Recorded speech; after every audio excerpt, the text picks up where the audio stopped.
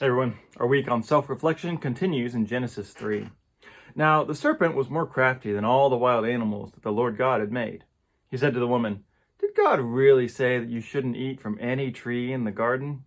The woman said to the serpent, "We may eat the fruit of the garden's trees, but not the fruit of the tree in the middle of the garden. God said, 'Don't eat from it, and don't touch it, or you will die.'" The serpent said to the woman, "Oh, you won't die.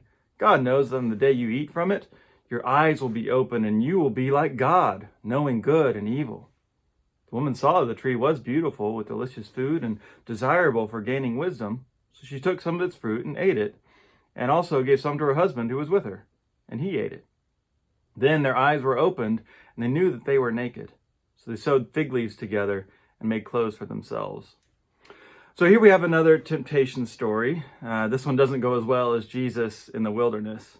As we saw there, Jesus overcame by knowing who he was, God's beloved child. And Adam and Eve fail because they don't see clearly, even as their eyes are opened. First, they're tempted to believe in a faulty picture of God, a God who's withholding, who doesn't want them to have good things or to be in the know, a God who's going to zap them dead as soon as they break this arbitrary command. Ultimately, God's not trustworthy. And then they're also tempted to believe the wrong things about themselves, that they need to steal something in order to be like God, when the truth is they've already been made in God's image. And this command that God gives, it's not just some arbitrary rule about that God set up to see if they'd fail or not. This knowledge of good and evil is typically in the Bible about discernment between right and wrong.